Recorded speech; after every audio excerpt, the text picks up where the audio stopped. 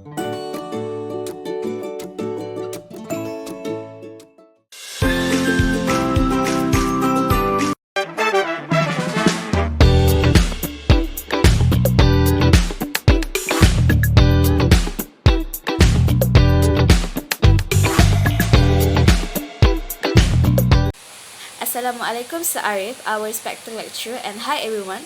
So today I will briefly explain about the introduction of government. What is government? According to Hobbes' view, he said that the life of the society will be in complete disorder without a definite body to administer them.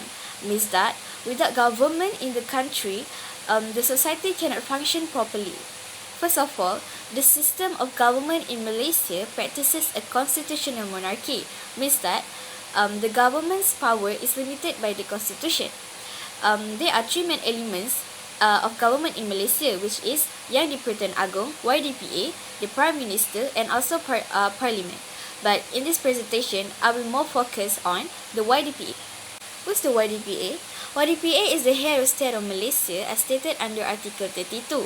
Usually, the YDPA acts based on the advice from Cabinet or Prime Minister. However, the YDPA has discretionary powers such as appointing the Prime Minister and refusing the dissolution of Parliament. Other than that, the YDPA also the Supreme Commander of the Armed Forces and has the power to grant pardons in certain cases. To sum up, the YDPA is the head of state, while the Prime Minister as an advisor of YDPA becomes the head of government.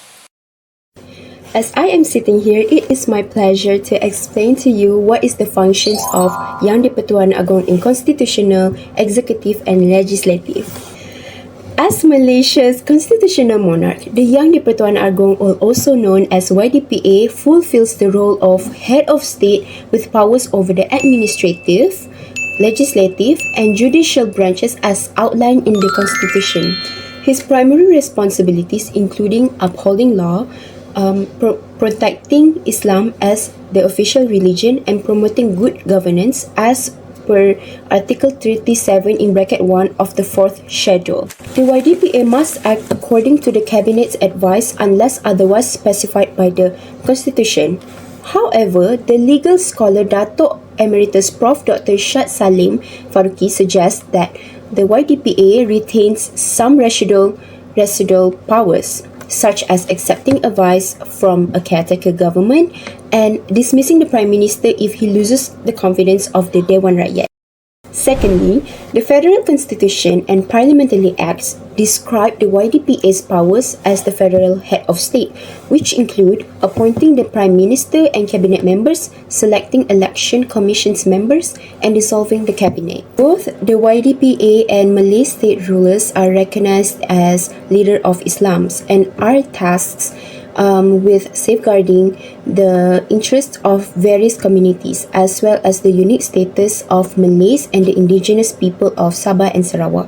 Additionally, the YDPA leads the armed forces and appoints the Chief Justice of the Federal Court and has the authority to grant pardons. Lastly, the YDPA appoints judges of Malaysia's superior courts based on the Prime Minister's recommendations after consulting the Conference of Rulers as stipulated in Article 122B of the Federal Constitution. This process involved the Prime Minister consulting with the Chief of Justice and one of the top 3 judges regarding the position to fill.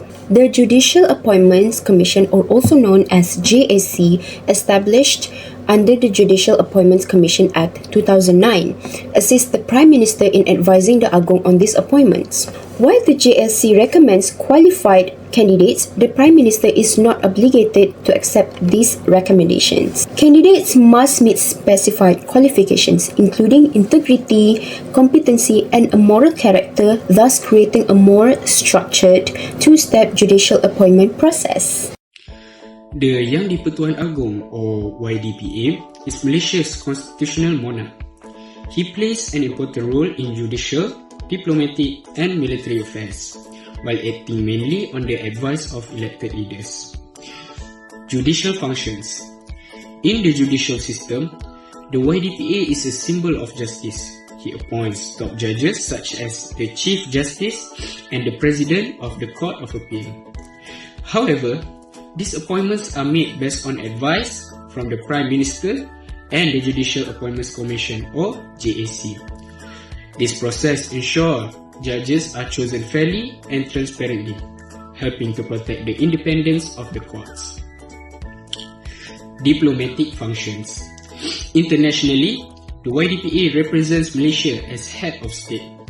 He appoints ambassadors, receives foreign diplomats, and hosts state visits at Istana Negara. These roles strengthen Malaysia's relationship with other countries and reflect the nation's sovereignty and dignity. Lastly, military functions.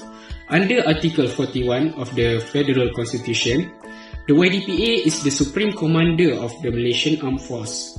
He appoints senior military leaders and performs important ceremonial duties, such as inspecting troops and receiving salutes during National Day. Although he does not control daily operations, his role provides constitutional legitimacy to national defense. In conclusion, the YDPA does not rule as an absolute monarch.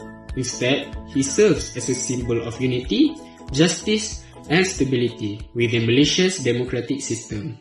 Thank you. As the federal head of the state, the YDPA performs several key roles, including constitutional, religious, ceremonial, and symbolic functions. While the Prime Minister and Cabinet exercise real executive and political power, the YDPA acts as a neutral and respected figure who represents the nation as a whole. First, let's look at his religious role. The Yang di-Pertuan Agong acts as the head of Islam in federal territories which include Kuala Lumpur, Putrajaya, and Labuan. He is also the head of Islam in states that doesn't have hereditary rulers, which include Penang, Malacca, Sabah, and Sarawak. In this role, the YDPA appoints member of Islamic Religious Council and the Mufti for relevant states and territories.